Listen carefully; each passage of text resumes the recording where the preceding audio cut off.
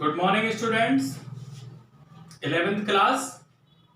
और ये आपका थर्ड लेक्चर है और आज मेरा ये फर्स्ट लेक्चर है। और क्लास वर्क नंबर 1 ये मिलेगा आपको पेज नंबर 12 to 14 पर। और चैप्टर का नेम है nature and purpose of business. और ये जो लेक्चर है ये बिजनेस स्टडी का है और मैं आप सभी स्टूडेंट्स को बिजनेस स्टडी और अकाउंट के लेक्चर में ही लूंगा। तो जो भी आपका टाइम टेबल है जो आपको ग्रुप पर सेंड कर दिया गया है उसी के अकॉर्डिंग आपके लेक्चर होंगे। तो स्टार्ट करते हैं स्टूडेंट्स यहां पर nature and purpose of business. और आज का जो आपका टॉपिक है वो है human activity and types of human activity. तो सबसे पहले हमें करना है कि ह्यूमन एक्टिविटी क्या होती है।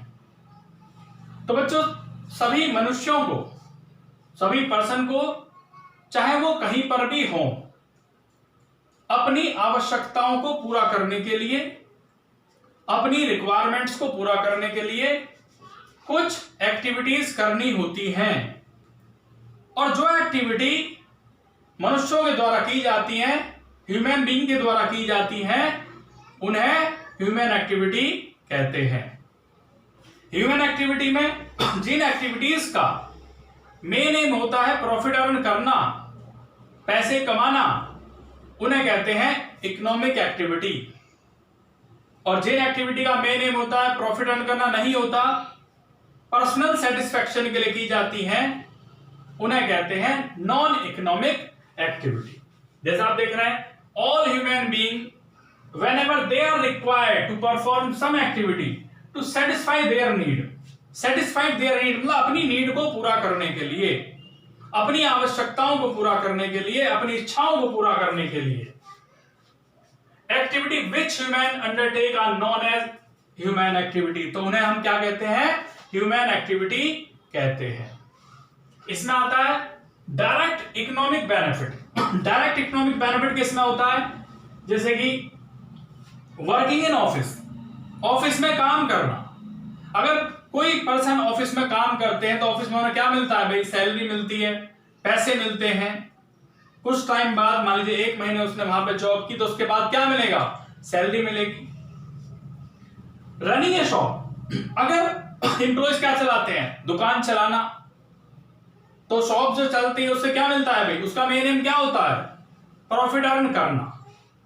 ऐसे ही प्रैक्टिसिंग एज ए डॉक्टर, जो डॉक्टर्स प्रैक्टिस करते हैं, उनका अपना क्लिनिक है, वहां पर वो प्रैक्टिस करते हैं। नर्सिंग होम है, वहां पर प्रैक्टिस करते हैं, तो उनका मेन एम क्या होता है? प्रॉफिट अर्न करना। और ये किस में आते हैं? डॉक्टर्स वगैरह प्रोफेशन में आते हैं।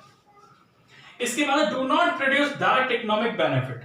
कुछ एक्टिविटी ऐसी होती है जिनका मेन एम प्रॉफिट अर्न करना नहीं होता, जैसे कि कुकिंग। घर पे मान लीजिए आपकी मदर खाना बनाती हैं, तो उनका मेन एम प्रॉफिट अर्न करना नहीं होता। प्लेइंग, बच्चे खेलते हैं, स्टूडेंट्स खेलते हैं, उनका मेन एम प्रॉफिट अर्न करना नहीं होता, सिर्फ वो अपने पर्सनल सेटिस्फैक्शन के लिए वो एक्टिविटी करते हैं। गोइंग टू टेम्पल, हम मंदिर जाते हैं, तो मंदिर जाने का मेन एम हमारा प्रॉफिट अर्न करना नहीं है।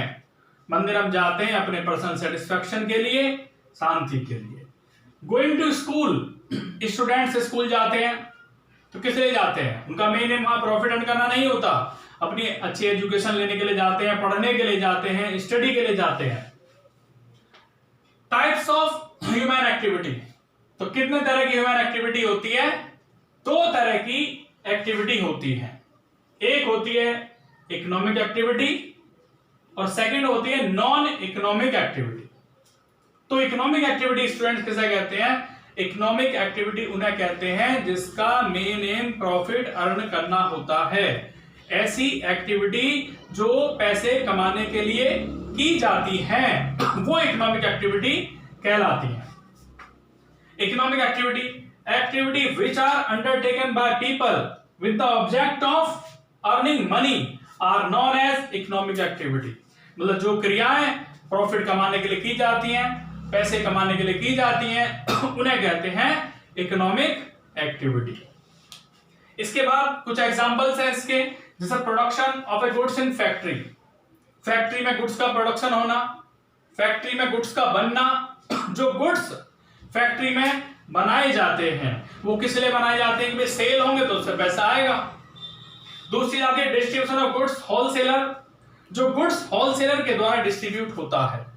होलसेलर किसे कहते हैं? होलसेलर उसे कहते हैं जो बल्क में गुड्स को खरीदता है। बच्चों इसकी एक चेन है। सबसे पहले आते हैं मैन्युफैक्चरर, उन्हें आप मैन्युफैक्चरर भी कह सकते हैं, आप उन्हें प्रोड्यूसर भी कह सकते हैं। तो मैन्युफैक्चरर किसको गुड्स देगा? होलसेलर को। और होलसेलर बल्क में गुड्स को खरीदता है, बल्क मींस लार्ज क्वांटिटी में गुड्स को खरीदता है।